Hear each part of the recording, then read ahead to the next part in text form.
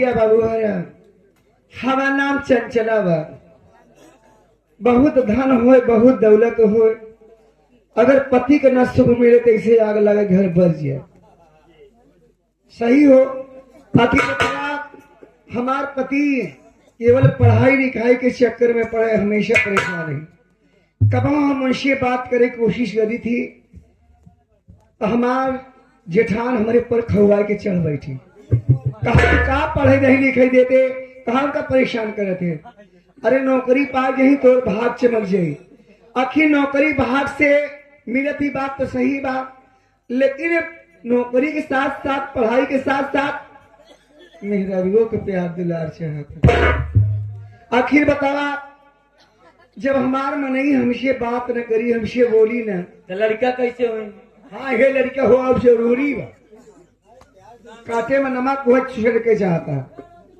आखिर यही सोचत बाटे धन दौलत लाख होए, अगर पति के लाड दुलार घर में प्यार नहीं मिले ऐसा धन काट काटवावे चला जाए। हाँ। खेती बाड़ी हो बहुत कुछ बा, लेकिन ऐसे घर में कम मन से जो सुखा न पावा बहुत धन दौलत कम नहीं। आखिर पढ़त लिखत रही कौने काम करे। हम ऐसे भर अपने नैहरे में पड़ी रही ठीक रहा, लेकिन ऐसे घरे में आग लगे बढ़ जाए नहीं सुलूक जाए। आखिर बताओ जैसे तू भौजी हिया कल जाते वैसे तो हम कल जाते तो काका बने नहीं, मतलब जैसे तो काका के भतारे स्वाद ना मिलता है वैसे हमका मेहरारू हमें कहे भतारे के समा नहीं। हम भता जाना थे, अगर एक ही मनई जाना थे लड़का रहा तो का झाड़ा पोछा तो वो खुश रहा था। मेहरारू को अगर पति हंस के बोल दे तो मेहरारू गुस्सा शांत कर ली थी। अगर पति मुंह रमा के चला जाए मुंह बिछका के ये गुस्सा लगा तो जो का बताई घर में आगे लगा के भूले बढ़ जाए। नहीं तू ऐसे जिन करू ना हम सबे फंस जा ना भाई, हमके झेले तो तू थाना पुलिस। आखिर बता 10 साल आवत जात हो गया हमहू मेहरारू वही हमहू मेहरारू हमहू तो जा नहीं चाहिए थी, लेकिन हमार मनई अब तक हमसे बात नहीं करत। यही चीज लगा था कि हमार माई बाप कजनी का हमार माई बाप अमेरिकन भौजी हमार देख के सब कुछ करे। एक बात हमारे समझ कहूँ ऐसा तो नाम की तोहार मन से कब ये पागल होगा ना काहे पढ़ाई लिखाई में बाप अपने भौजी के बात माना था, लेकिन हमार बात माना नहीं। अब समझ में आएगी पूरा मैटर। हाँ। एक मतलब तोहार मन से जो तोहरे का काती जेठाऊ तब जेठानी के कहम चलाती तो तोहार कवन बैलू बतू हमार जौन जेठौत कही हमार जौन जेठान कही वही बात मानी, लेकिन हम सोची जाई तही के बतलाई भी तो जैसे ओकरे चुन हवा पकड़ ली। हर के मनैया कहते हैं कहा के हर यहाँ को पढ़े लिखे दे हम कहना परेशान कर बताओ मेरा रूह कैसे रही रे भक्ति देख सारी बात छोड़ जाए जो भाग्य कुमार बोलिए कि हम तो हज तो का काम चूल्हा हम लगाओ तो हम महारानी का नहीं मतलब का जौन काम हो हमसे बताओ हम कर। आखिर बताओ मनई हमार बढ़िया बा तगड़ा तंदुरुस्त बा बढ़िया बा सुंदर बा भले हम पाता डूबर है कमो तो हो गई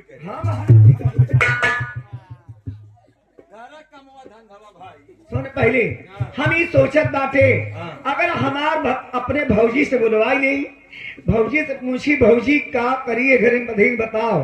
देख बिने भौजी के सहारा ले हमारे घरे में गुजारा नहीं ना।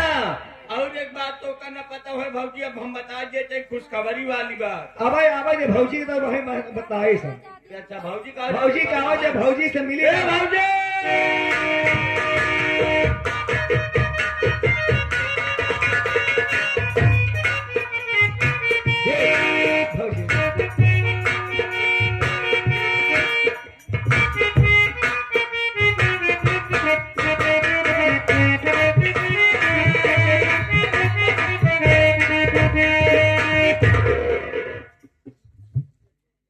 नमस्ते सरहज। नमस्ते हो नंदोई। और ठीक ठाक किया है हाँ आवा में कहूँ तकलीफ बात नहीं कहा चाहे तो हो रे दुलाहू का हाल बा। ये हमारी दुल्हा जी चले गए सऊदी। सऊदी ओ गए सऊदी तोहार यहाँ सुखद बहुदी यहाँ कोई ना मन का सऊदी भेजे यहाँ जाए जे भाई का कहबा जवन दुख तोहरे बुहाई दुख मोरे भाई ए हाँ सऊदी गए तो क्या हुआ? हाँ अरे मैं नारी हूँ, पतिव्रता नारी हूँ। कवन वाली नारी हो जब में पानी बहा था 70 पति नहीं करती। अच्छा एक ही थे अरे जगलू क्यों मोरी गई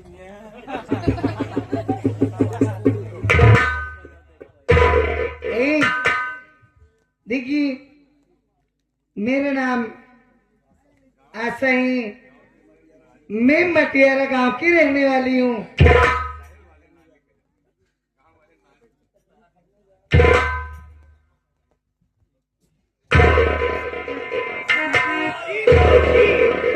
आज भोजी बतावा कहा बा कैसे आए?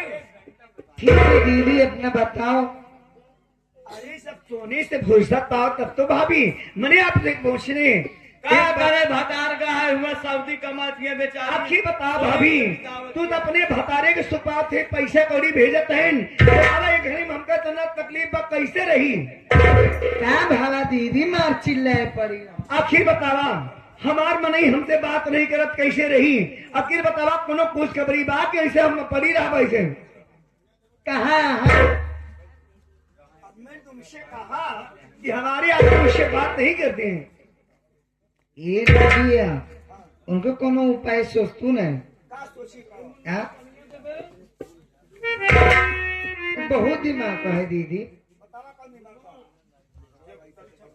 देखा हमार बात सुना, घरे में देवरानी जेठानी से सबसे खूब बढ़िया करता था थैया। अरे खूब झगड़ा लड़ाई करा और का जहाँ झगड़ा करू तहाँ पट्ट से मान जाइए। ए या हो ना हो से मिला बुजुर्ग से आई यहाँ ये भौजाई है आई यहाँ ननद किए तो के कहा घर बनावे तो आई यहाँ ये घर बिगाड़ अरे जे जाए का कहा थी अगर तुम सबे जाओ वैसे गुण सहोर सिंह लाइन कर तुम सबे अगर ननदी किया जाओ तो ऐसे बुद्धि बताए क्या कि घरे मलगौजी हो जाए फूटन हो जाए घरे का नाश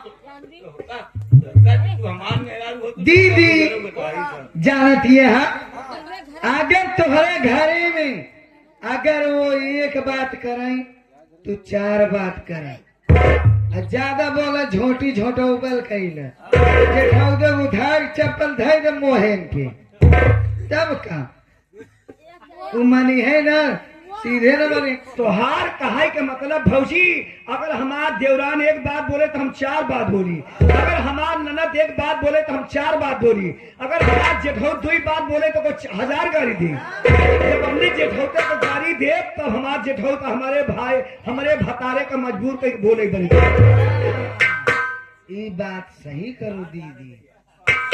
अरे हमार भौजी आज के बाद तमाशा घर में हम चालू कर दे। अगर हमार ननद एक बात बोली तो भाई के तमाचा मार दे, अगर हमार जेठान हमसे बात करी तो 1000 गाड़ी दे, अगर हमार जेठौत बोली तो 20 गाड़ी दे, अगर हमार मनसेधु बोली तो दिन भाई गरिया। संझा सवेरे रोज लगी रहूं मन से दूसरे माँ भुन भुन भुन भुन भुन भुन लगी रहूं तो मन से जा जवन तोहार कर दसना बात है तू जमने गांव से आए हो वो गांव आजाद भा ए नंदोई हम ऐसे अपने मनाई के थोड़ी पाए यही भगवान करा तोहार मनाई ऐसे हाईवे हम तोहार मनाई न होई ना तो का तेरी लीटर डी अब तो चला हम देख ले कि ननद भौजैया एक ही दुनहु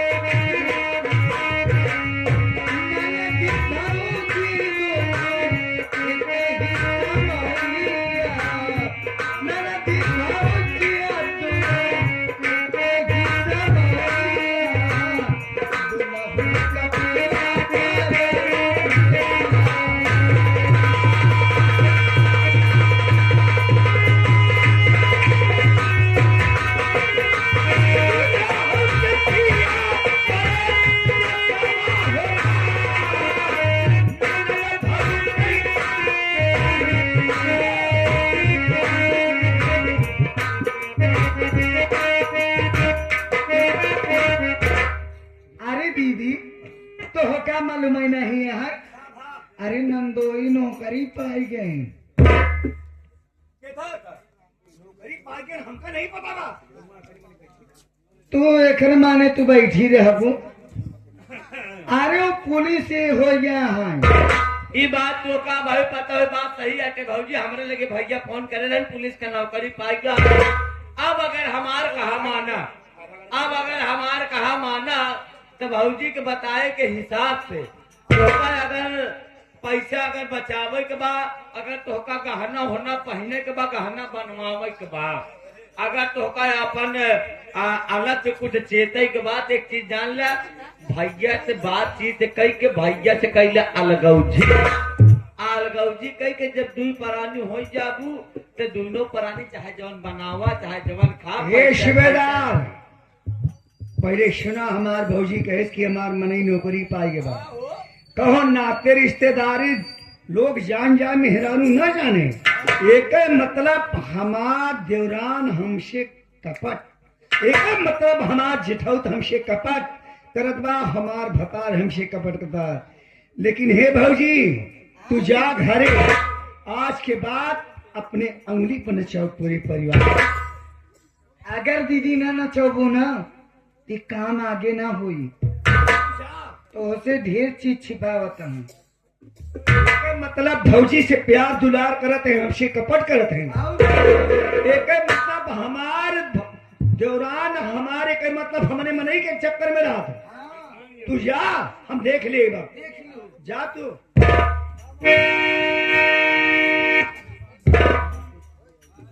हमार जेठान हमसे कपट करत बा, हमारे भतारे से हमसे रिश्ता तोड़े चक्कर बा, मके मतलब हमार मनई नौकरी पाई के बा। ए दैहरा के नाती आज के बाद हम गोड़े न गिरवा लें तो हमार नाम चंचला नाम। अब पूरे घरे परिवार का हम निकुरा में चना न चबवाई दी तो हमारा नाम चंचला नहीं बा। यदिया लागे कि पिया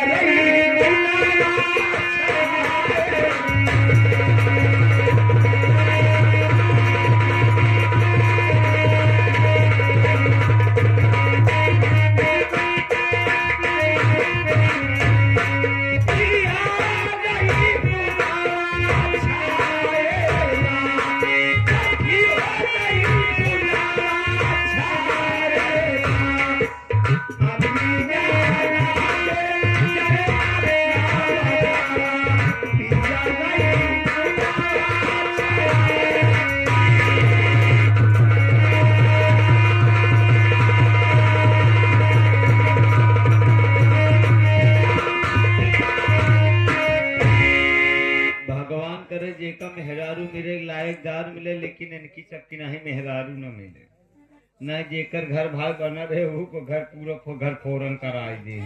पता नहीं कदनी कहाँ गुजरी कहाँ सीख।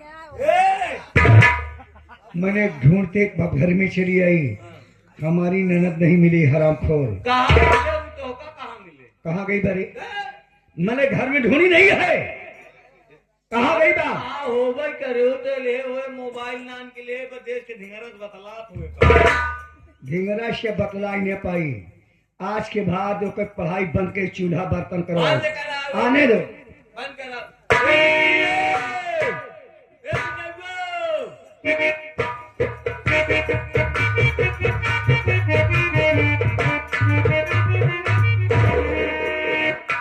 आई गए बिट्टी भौजी बुलावत गया छोटकी चौका चौका छोटकिन भौजी को माना था। भाभी माँ के चरणों में। अरे हमार ननद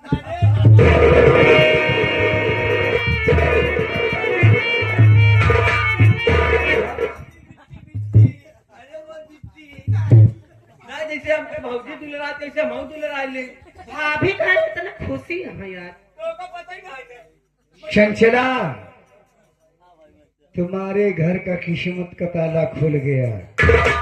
का भाभी? अरे पूनम मेरी बात सुनो, एक बात बताओ, जो मैं कहूंगी हमारी बात मानोगे, अपने परिवार की बात मानोगे? काहे न मानब भाभी, का है का चाहती है? सारा जिंदगी तो अपने बड़े भैया की सेवा किया, अपने बड़े भाभी का सेवा किया, हमारी बात को कभी तूने टाला नहीं ना, हमारी बात को उल्लंघन किया। लेकिन एक बात है, हमारी बात सुनो, मैं तुमसे कहता हूं,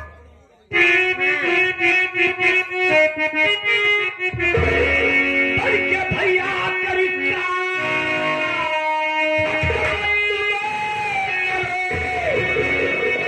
आज के साथ में तुम हमारे रहो, तेरी हर भाई पूरी करूं जाए।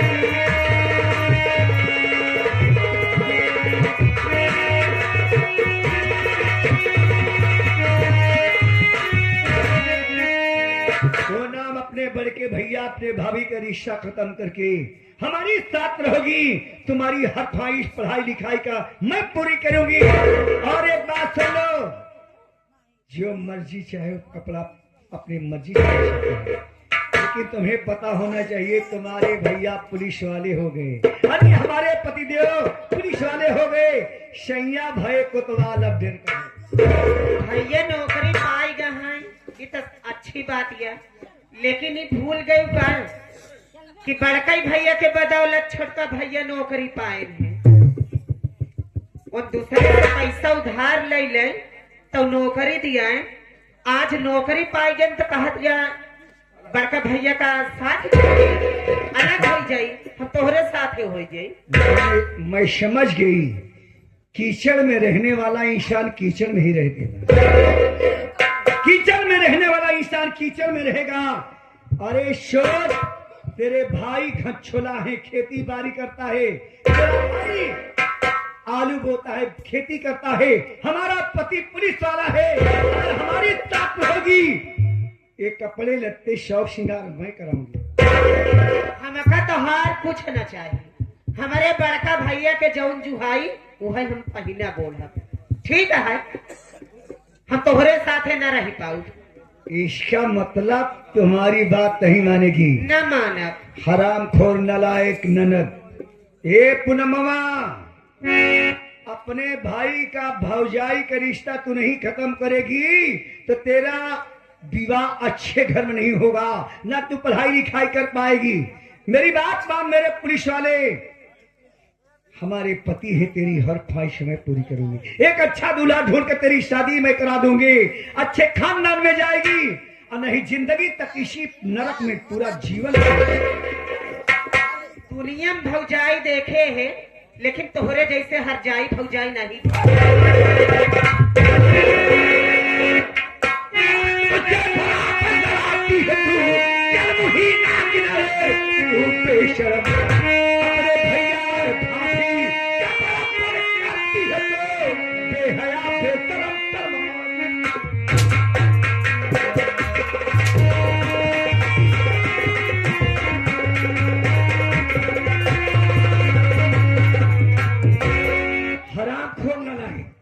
हमारी जैसे भौजाई का कहे नहीं पाए, का कहती है बटे?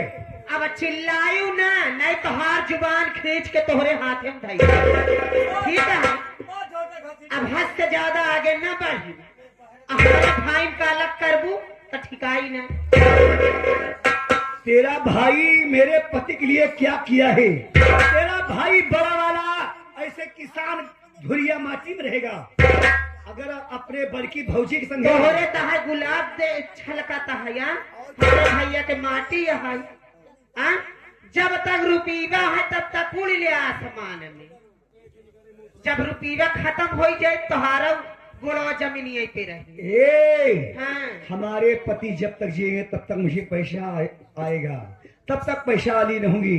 सुन, तो गर्दा माटी में अपने तेरा भाई है उसका साथ छोड़ दे, समझदारी का पूनम रास्ता मैं तुम्हें परिचय दे रही हूँ, जानती हो?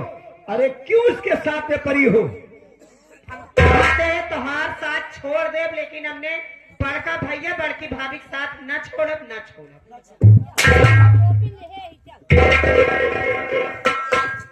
मैं तो यही चाहती थी कम से कम मुझसे सब झगड़ा करे। जब झगड़ा नहीं करेंगे तो मामला हल नहीं होगा, जब हल नहीं होगा तो अलग नहीं होंगे। कोई बात नहीं, अपने पति को आज के बाद मैं बांध के रखूंगा। देखती हूँ हमारा पति हमारा बात कैसे नहीं मानेगा।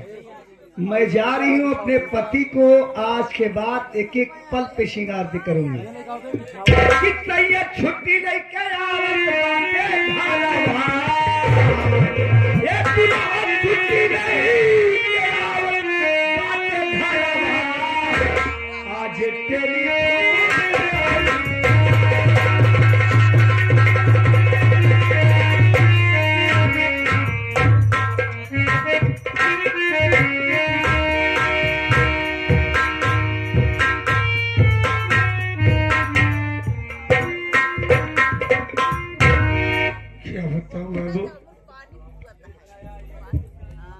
रजनी,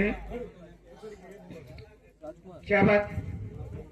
आज तो बड़ी चिंता हुई होती चली जा रही। क्या बात है? मेरी बात सुनो, मैं कहते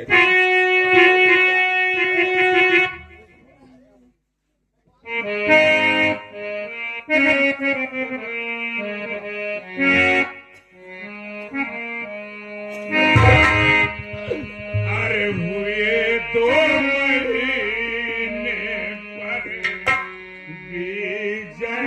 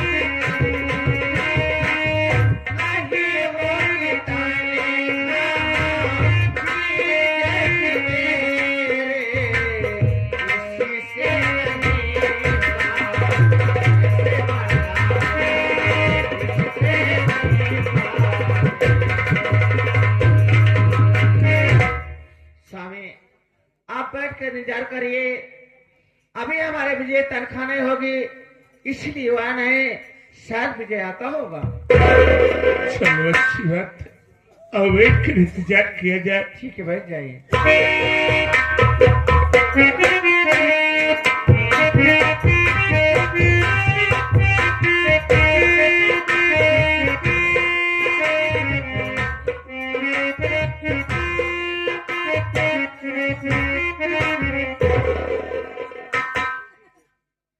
अरे सूबेदार,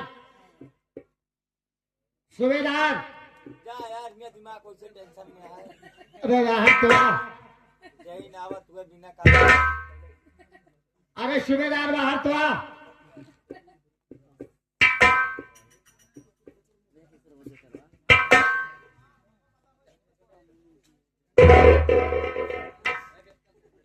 क्या देख रहे हैं?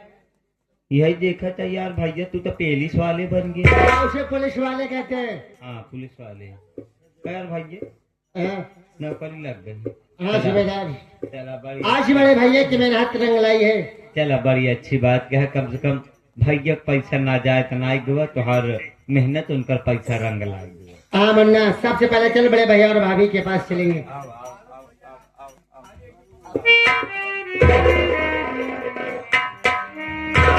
बड़े भैया के शरणों में छोटे भाई विजय का प्रणाम स्वीकार हो।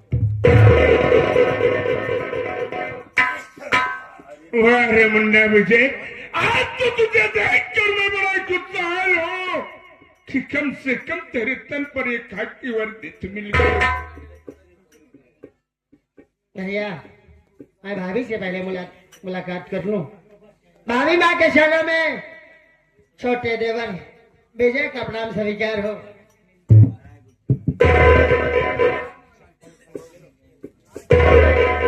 अरे बहन पूनम, नमस्ते। पूनम, घर में सब सदस्य दिखाई दे रहे हैं, लेकिन तुम्हारी छोटी भाभी चंचला दिखाई नहीं दे रही हो, कहाँ पर है? धत! एक चबरा मारा जब ना पता रहा तो हमसे पूछा करना। यहाँ वो हम बताए तुहरे मेहरारू विषय। कहाँ है? तुहार मेहरारू 4 मेहरारू को लपेटे हुए नैहरे ससुरे खाल खोले हुए गज गज गज गज गज लगी हुई भाई। इनका ये करा, इनका वो करा, यही करके विश्वास न करवा भाई साहब, चाँप ले ही एक काठी। क्या क्या बे? और भाई बस होलर के सोए के कहते दुनिया का मेहराब है, पूर्वहिया दक्षिणहिया के लिया है, कहीं बैठ जाए खट खट खट खट खट खट कहा जनी कह हम बोला थी बरबरा दे हमरे समझी न बोलावा देखा भाई दौलत किया है, बोलावा बोलावा। अरे चंचला,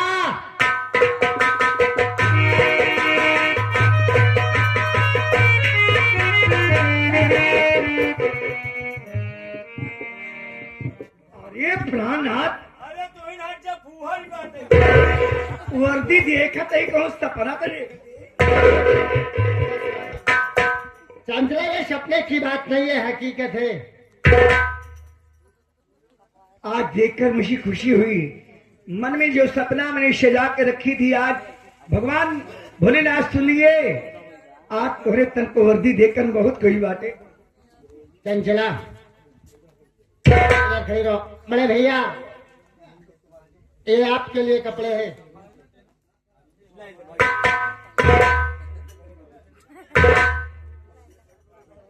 बहन, ये तुम्हारे लिए है। भाभी माँ, ये तुम्हारे लिए है। चंचला, ये तुम्हारे लिए।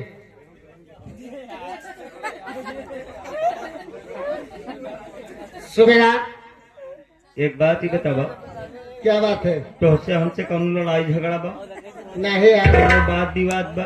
नहीं।